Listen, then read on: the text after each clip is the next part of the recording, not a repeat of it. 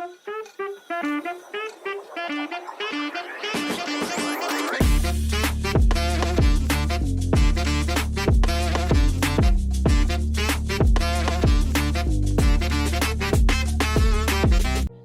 Morning from Binsar. Welcome to Mantas travel. আমি সুস্মিতা আর আমার সাথে আছে অগ্নি। এখন আমি দাঁড়িয়ে আছি বিনসার ইকো রিসর্টে। আর দূরে যে পাহাড় দেখতে পাচ্ছ, হিমালয়ান পিকগুলো সূর্যের আলোর ছটায় লাল হয়ে গেছে, খুব সুন্দর লাগছে দেখতে। সামনে গ্রিন, পেছনে সাদা বরফে ঢাকা পিক, আর তার উপর পড়েছে লাল আলোর ছটা। আছে বিনসারে। এখন বলি বিনসারে কি কি দেখবেন। বিনসার আর আলমোড়া কিন্তু দুটো খুব কাছাকাছি, 15 কিলোমিটার দূরত্বে। কিন্তু আলমোড়ার একটু বেশি জমজমাট শহর। আলমোড়ার কোলাহল থেকে মানে কোলাহল মুক্ত অবস্থায় থাকতে হলে আপনি বিনসারে থাকতে পারেন। বিনসারের অ্যাম্বিয়েন্সটা কিন্তু একদম অন্যরকম। বিনসারের যেটা প্রধান একটা আকর্ষণ সেটা হচ্ছে বিনসার ওয়াইল্ড লাইফ স্যাংচুয়ারি, যেটা আবার বিনসারের যে মূল সিটি সেখান থেকে বেশ কিছুটা দূরে, এবং সেখানে আছে বিনসার 0 পয়েন্ট ওয়াইল্ড লাইফ স্যাংচুয়ারির মধ্যে ঢুকতে হয়। আমরা বিনসার 0 পয়েন্টে যাইনি, তার কারণ ওটা আমাদের স্টে থেকে প্রায় 35 কিলোমিটার দূরে। বিনসার ওয়াইল্ড লাইফ স্যাংচুয়ারি যদি ঘুরতে চান তাহলে আপনার বেস্ট অপশন হচ্ছে বিনসারের কেএমভিএন এর রিসর্টে থাকা। তার কারণ ওটা কিন্তু স্যাংচুয়ারির মধ্যে, ওখানে অনেকগুলো স্পট রয়েছে। আর বাকি বিনসারের যে স্পটগুলো সেগুলো কিন্তু বিনসার বা আলমোড়ার কমন স্পট হিসেবে আপনি ভাবতে পারেন। যেমন বিনসারের খুব কাছাকাছি আছে কাছার দেবী টেম্পল, চিতাই গলু দেবতা টেম্পল। এগুলো আলমোড়া বা বিনসার দুটোর সাইট সিন হিসেবেই করতে পারে। আর এখানের সাইট সিন হিসেবে আরেকটা করতে পারেন জাগেশ্বর ধাম, যেটা আমরা চৌকড়ি থেকে আসার পথে যেটা আমরা অলরেডি দেখিয়েছি। তা জাগেশ্বরের রাস্তাতেই কিছুটা গেলেই কাছার দেবী টেম্পল, চিতাই গলু দেবতা টেম্পল এগুলো পড়বে। আর আলমোড়ার বেশ কিছু সাইট সিন আমরা আজকে কভার করব। চলুন আমাদের সঙ্গে। ঘড়িতে বাজে ঠিক 9:30, আমরা বেরিয়ে পড়ি বিনসার থেকে।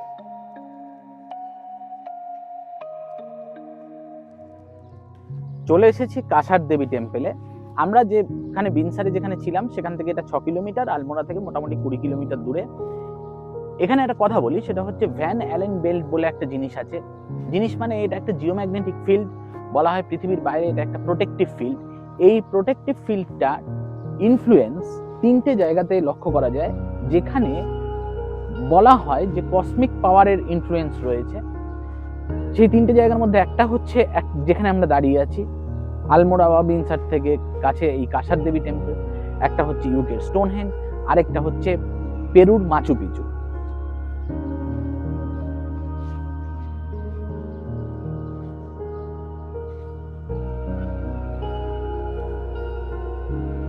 দাঁড়িয়ে আছি কাছার দেবী টেম্পলের সামনে। মনে করা হয় এটা 2য় শতাব্দীতে এই মন্দিরটা তৈরি করা হয়েছিল। পরে এটা না অনেকবার রেনোভেশন করা হয়।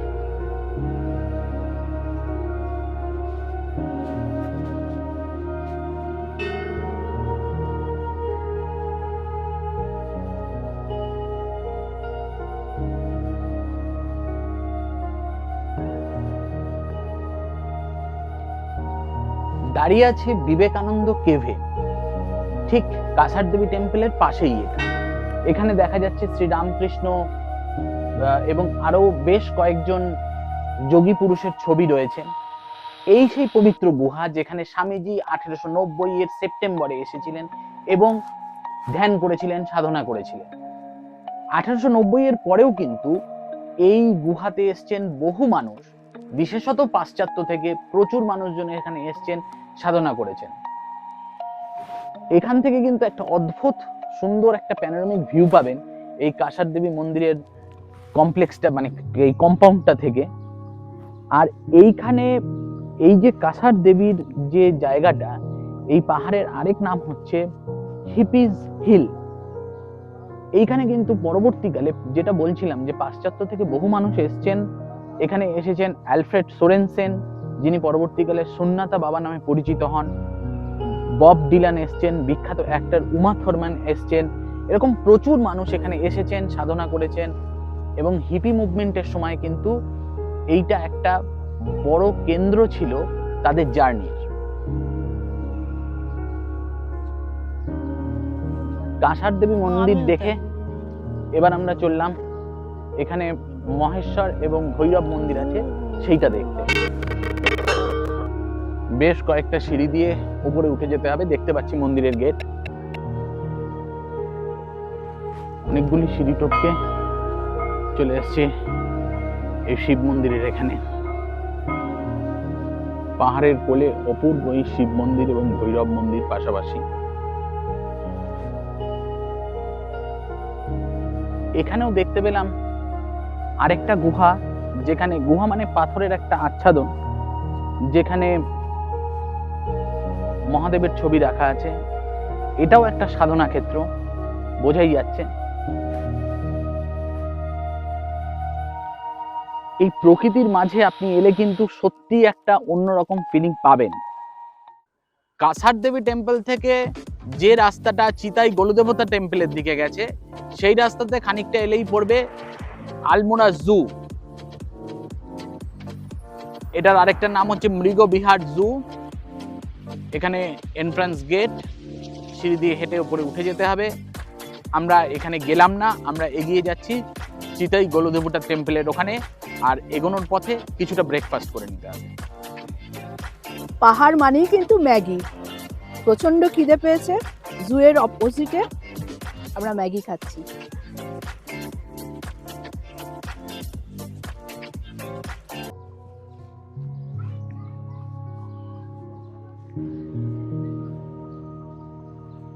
চলে এসেছি চিতাই গোলু দেবতার মন্দিরের সামনে।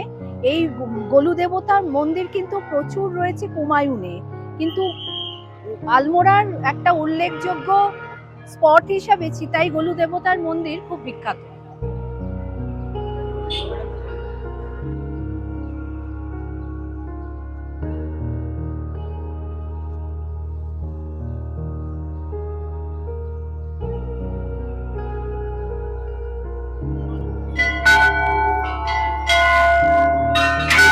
জাগেশ্বর যাওয়ার পথেই কিন্তু এই কাছাড় দেবী মন্দির, গোলুদেবতা মন্দির, জু সবগুলো পড়বে। এই মন্দিরটা ভেতরে আমরা দাঁড়িয়ে আছি। দেখুন মন্দিরটা, এখানে নিয়ম হচ্ছে যে প্রত্যেকে যারা ভক্তরা এক একটা করে ঘন্টার সঙ্গে একটা কাগজে তার মনস্কামনা জানিয়ে এখানে লিখে আটকে দিয়ে যান। তারপরে মনস্কামনা পূর্ণ হলে এসে আরো ঘন্টা বেঁধে দেন। চারিদিকে এরকম প্রচুর কাগজ আর প্রচুর ঘন্টা বাঁধা পুরো রাস্তাটা জুড়ে। চিতাইয়ের এই মন্দির, জায়গাটার নাম চিতাই, দূরত্ব কাছাড় দেবী টেম্পল থেকে 8 কিলোমিটার। চিতাইয়ের এই মন্দিরে কিন্তু উপাস্য দেবতা গোলু দেবতা মানে ন্যায়ের দেবতা। যাই মন্দির দর্শন করি।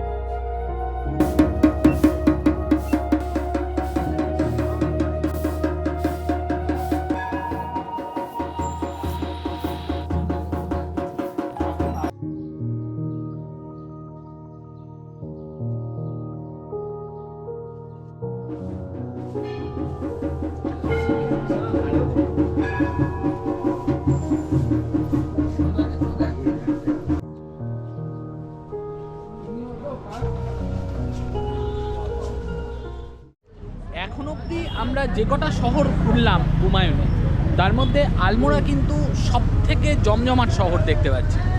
বিশাল ভিড়, প্রচুর মার্কেট। এইখানে আমরা চলে এসেছি মূল মার্কেট এরিয়াটা যেখান থেকে শুরু হয়েছে, ঠিক সেই জায়গাটায়। আমার পেছনে এরকম সিঁড়ি উঠে গেছে। এটাই কিন্তু এই মার্কেট এরিয়াটার মধ্য দিয়েই কিন্তু যেতে হবে নন্দা দেবী টেম্পল বা লালা বদ্রেশ্বর হাউস, সব কিছুই এই রাস্তাটার মধ্যেই।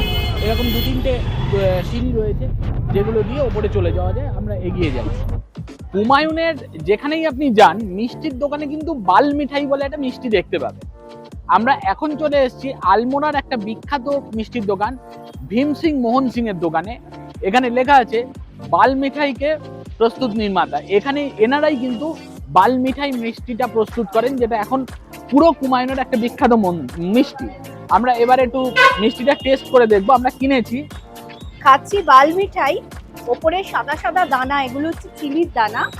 আর খেয়ে টেস্ট করে বলি কেমন খেতে। খোয়াকিরের টেস্ট। এরপর খাচ্ছি সিঙ্গৌরি, পাতায় মোড়ানো, ভেতরে আমাদের বাংলার যে মাখা সন্দেশ আছে ওরকম দেখতে। খেয়ে বলছি।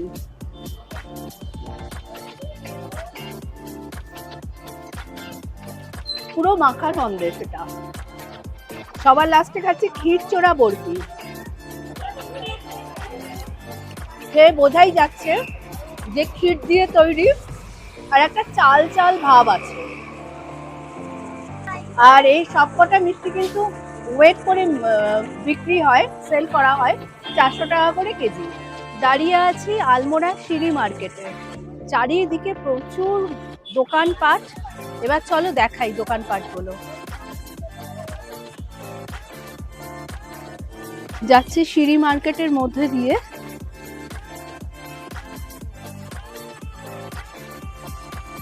এখানে একটা দোকানে ঢুকেছি, প্রচুর ভ্যারাইটি। আমি দুখানা শল নিলাম, তোমাদের দেখাই।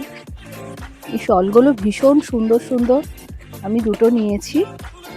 अंकल जी लहंगा का क्या प्राइस है?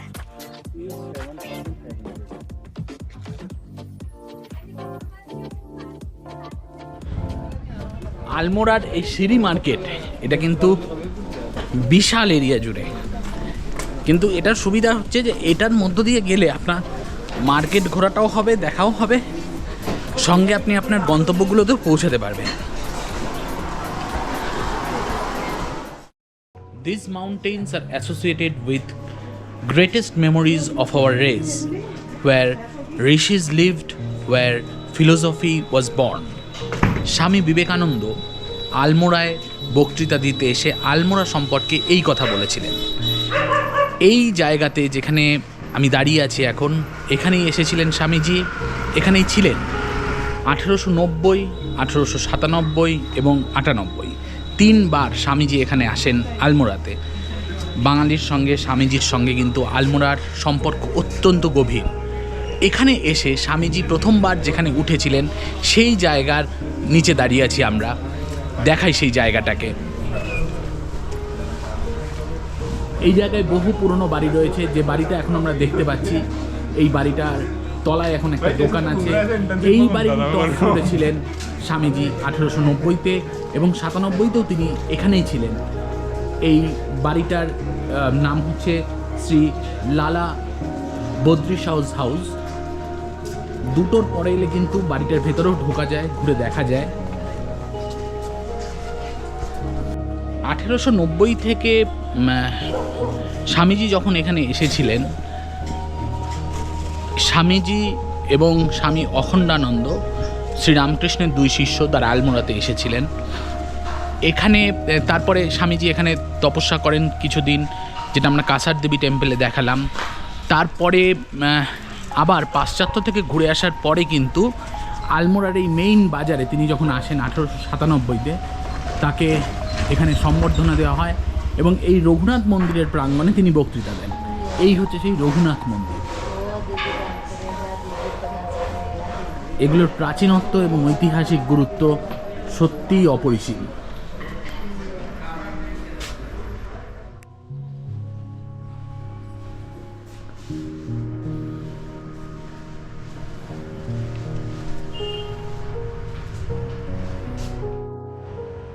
এই জায়গাটায় কিন্তু অনেক পুরনো বাড়ি দেখতে পাবেন। দুদিকের বাড়ির আর্কিটেকচারগুলো দেখুন, অনেক পুরনো, দেখেই বোঝা যাচ্ছে। বাড়িগুলোর নিচের তলায় দোকান হয়ে গেছে সব। এই যে সামনে বোর্ডে যেটা দেখালাম, লেখাই আছে লালা বদ্রি শাহস হাউস। মার্কেটের দুদিকটা শুধু দেখুন কি জমজমাট, প্রচুর মানুষজন, প্রচুর দোকান, অনেক খাবার দোকানও আছে।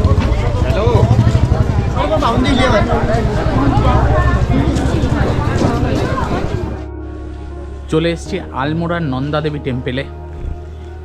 এই যে বাজারের মধ্য দিয়ে আমরা আসছিলাম, এই বিশাল মার্কেট এরিয়ার একদম শেষ মাথায় হচ্ছে এই টেম্পেল। দেখে বোঝা যাচ্ছে অনেক পুরনো মন্দির। গায়ের কারুকার্যগুলো দেখুন।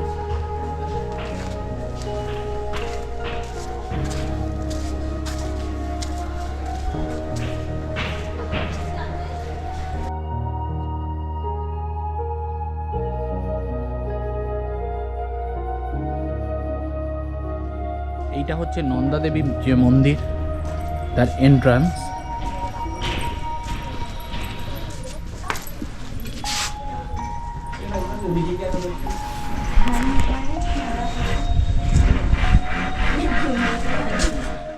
মার্কেটের মধ্যেই ঘুরতে ঘুরতে চোখে পড়ল বহু পুরনো র্যামসে হাই স্কুল। এটা গেট,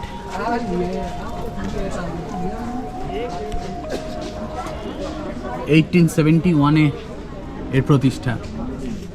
আলমোড়াতে এসে স্বামীজি বলেছিলেন, "Here therefore must be one of those centers, not merely of activity, but more of calmness, of meditation and of peace, and I hope someday to realize it." এই তার সেই মনস্কামনাকে তার মহাপ্রয়াণের 14 বছর পরে বাস্তবায়িত করেছিলেন স্বামী তুরীয়ানন্দ এবং স্বামী শিবানন্দ। এখানে তৈরি হয়েছে রামকৃষ্ণ কুটির। আলমোড়ার এই অ্যাট্রাকশনের পাশে এখন আমরা দাঁড়িয়ে আছি, আপনাদের ঘুরে দেখাবো রামকৃষ্ণ কুটির, একদম হিমালয়ের গায়ে, একদম পাহাড়ের কোলেই আছে রামকৃষ্ণ কুটির। এটা হচ্ছে স্বামী তুরীয়ানন্দর নামে তুরীয়ানন্দ দ্বার।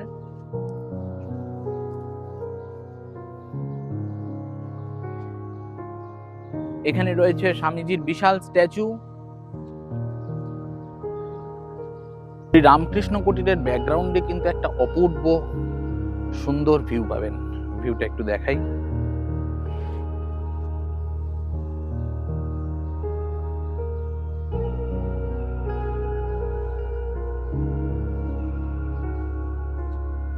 এইটা হচ্ছে শ্রী রামকৃষ্ণ কুটিরের ফ্রন্ট গেট। 12টা থেকে 3টে অবধি কিন্তু এটা বন্ধ থাকে। এটা দেখতে হলে 3টের পরে আসবেন অথবা 12টার আগে। আলমোড়াতে আমরা বিভিন্ন জায়গা ঘুরে দেখলাম, আপনাদেরও ঘুরে দেখালাম। একটা জায়গা আমরা দেখাতে পারলাম না, সেটা হচ্ছে কাটারমাল সান টেম্পল, যেটা মোটামুটি আলমোড়া থেকে 15 কিলোমিটার দূরে, কিন্তু এটা একদম অন্য রুটে। আমাদের আজকে নেক্সট ডেস্টিনেশনে পৌঁছাতে হবে, তার জন্য এটা দেখানো সম্ভব হলো না। এটা আপনাদের ইনফরমেশনটা দিয়ে রাখলাম। আমরা চলেছি আলমোড়া ঘুরে মুক্তেশ্বরের পথে। মুক্তেশ্বর এবং নৈনিতাল যে দুটো কিছুটা রাস্তা একই দিকে এসছে, আর এই জায়গা থেকে রাস্তাটা দুটো ভাগে ভাগ হয়ে গেছে। আমরা যাব বাঁদিকে মুক্তেশ্বরের দিকে, আর ডান দিকে চলে গেছে নৈনিতাল হলদবানির রাস্তা। এই জাংশন থেকে 30 কিলোমিটার গেলে পড়বে মুক্তেশ্বর। যদি সরাসরি আলমোড়া থেকে নৈনিতাল যান তাহলে দূরত্ব হচ্ছে মোটামুটি 65 কিলোমিটার, আর যদি মুক্তেশ্বর হয়ে নৈনিতাল যান তাহলে দূরত্ব হচ্ছে 95 কিলোমিটার মতো। আমরা মুক্তেশ্বর ধাম ঘুরে নৈনিতাল যাচ্ছি। যখনই রাস্তাটা এই মেন রোড থেকে মুক্তেশ্বর রোড যেটা ঢুকে গেল, রাস্তার শোভা কিন্তু অসাধারণ। রাস্তাটা একটু দেখাই, দেখুন।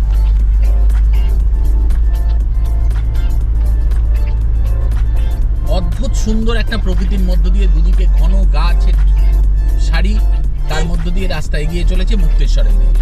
এবং মুক্তেশ্বরে যেতে হলে কিন্তু এই যে এখান থেকে যে 30 কিলোমিটার রাস্তা, এইটার মধ্যে প্রায় 2000 কিলোমিটার উঠতে হবে। তার কারণ আলমোড়ার যা হাইট, মানে মুক্তেশ্বর অনেকটাই ওপরে, 7500 ফুট উচ্চতায় মুক্তেশ্বর ধামের অবস্থান।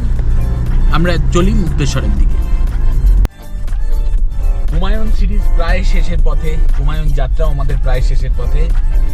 জিম করবেট দিয়ে শুরু হয়েছিল, তারপরে একে একে রানীক্ষেত, কৌসানি, মুন্সিয়ারি, চৌকড়ি, বিনসার, আলমোড়া সব কিছু ঘুরে আমরা যাচ্ছি মুক্তেশ্বরের পথে। এবং এই যে যাত্রা পথটা, এটা কিন্তু অপূর্ব। কিছু দূর আগে, মানে মুক্তেশ্বর থেকে জাস্ট 8 কিলোমিটার আগে একটা জায়গাতে নাম লিখে, নাম এন্ট্রি করিয়ে, গাড়ির নাম্বার এন্ট্রি করিয়ে এইখানে প্রবেশ করতে হয়। জায়গাটা কিন্তু পুরো জঙ্গল। একটু জায়গাটা দেখাই, দেখুন সামনেটা কি অপূর্ব। এবং একটু আগে যেটা আমরা দেখছিলাম কিন্তু ক্যাপচার করতে পারিনি, হিমালয়ান রেঞ্জগুলোরও কিন্তু একটা অপূর্ব ভিউ পাওয়া যায়।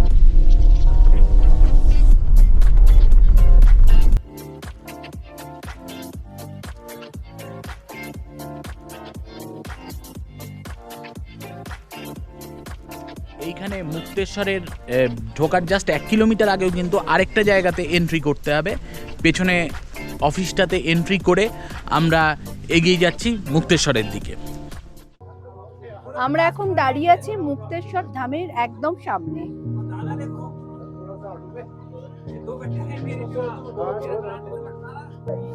এখান থেকে শুরু হয়েছে মুক্তেশ্বর মহাদেবের ধামে যাওয়ার সিঁড়ি, আর এইখান থেকে একটা সাইড রোড চলে গেছে। এই রাস্তাটা দিয়ে আমরা গাইডের সঙ্গে যাচ্ছি। এই রাস্তাটা দিয়ে একটা ছোট ট্রেক রুট আছে, যেটা 3-4টে পয়েন্ট কভার করে মন্দিরে গিয়ে তুলবে। এই রাস্তাটা দিয়ে, যে রাস্তাটা দিয়ে আমরা যাচ্ছি গাইডের সঙ্গে, এই রাস্তাটা দিয়ে কিন্তু খুব বেশি সিঁড়ি নেই, কিন্তু প্লেন এমনি ঢালাই চড়াই উত্তরাই রাস্তা। এই রাস্তাটা দিয়ে আমাদের গিয়ে পৌঁছাতে হবে 3টে পয়েন্টে, যে 3টে পয়েন্ট দেখে আমরা মন্দিরে যাব। এইখানে যে পাথরটা দেখা যাচ্ছে এটাকে বলা হয় চৌলি কি জালি। এটার মধ্যে এরকম একটা ন্যাচারাল হোল আছে, এখানে লোকজন ছবি তোলেন। এটা একটা ক্লিফ রয়েছে এই জায়গাটায়, সেটা একটু দেখাচ্ছি। চৌলি কি জালির এই জায়গাটায় কিন্তু অ্যাডভেঞ্চার অ্যাক্টিভিটিরও ব্যবস্থা রয়েছে। অসাধারণ দৃশ্য জায়গাটার। এইরকম একটা ক্লিফ তৈরি হয়েছে এবং এখানে জিপ লাইনিং এর ব্যবস্থা আছে।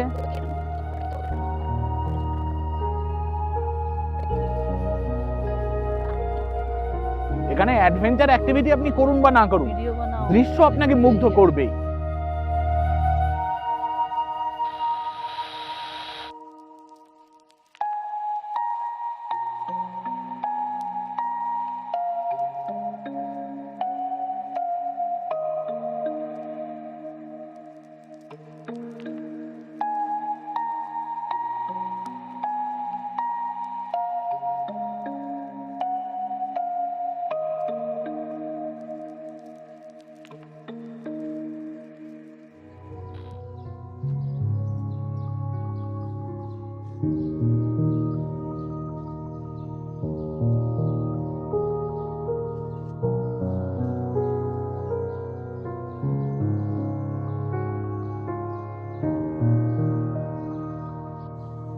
আমরা আছি প্রায় 350 বছর পুরনো মুক্তেশ্বর ধামের সামনে। এখান থেকে উঠে গেছে খানিকটা সিঁড়ি, গিয়ে তারপরে মন্দির। এখানে আসার জন্য প্রচুর সিঁড়ি আছে। আমরা সিঁড়ি দিয়ে না এসে ট্রেক করে 10 মিনিটের জঙ্গলের মধ্যে দিয়ে ট্রেক করে ওপরে চলে এসেছি। মন্দির চত্বরে এলে প্রথমেই দেখতে পাবেন উঠেই রয়েছে দুর্গা মাতার মন্দির। পাশে এক জায়গায় আগুন জ্বলছে দেখতে পাচ্ছি। এখানে আছে হনুমান মন্দির। আর এখান থেকে পেরিয়ে আমাদের উপরে উঠতে হবে মহাদেব মন্দিরের দিকে। এবারে এগিয়ে যাচ্ছি মুক্তেশ্বর মহাদেবের মূল মন্দিরের দিকে। সূর্যাস্ত সবেমাত্র হয়েছে, খুব জোরে হাওয়া দিচ্ছে, গাছের পাতাটা দেখাচ্ছি। আর চারিদিকটা দেখুন, আকাশটা কি অসাধারণ। এই মানে সূর্যাস্তের সময়ের এই প্রকৃতিটার শোভা।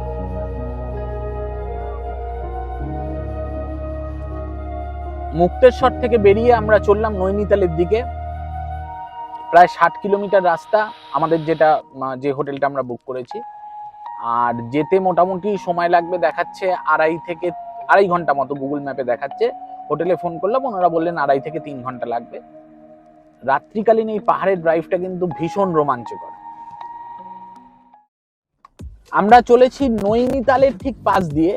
আমার ডান দিকে দেখা যাচ্ছে নৈনিতাল। আমাদের হোটেলটা যে জায়গাটায় আমরা আছি সেই জায়গাটা নৈনিতালের মধ্যে, কিন্তু নৈনিতাল থেকে একটু দূরে। আমরা এখন নৈনিতাল ক্রস করে যাচ্ছি আমাদের হোটেলের দিকে। বিশাল একটা লেক, কিন্তু এটা লেকের ওপারে দেখা যাচ্ছে যে প্রচুর হোটেল রয়েছে।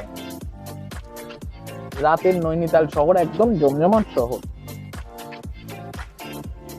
নৈনি লেক ছাড়াও এই শহরে আছে আরো অনেক লেক। আমরা এইরকমই একটা লেক খুরপাতালের সামনে আছি।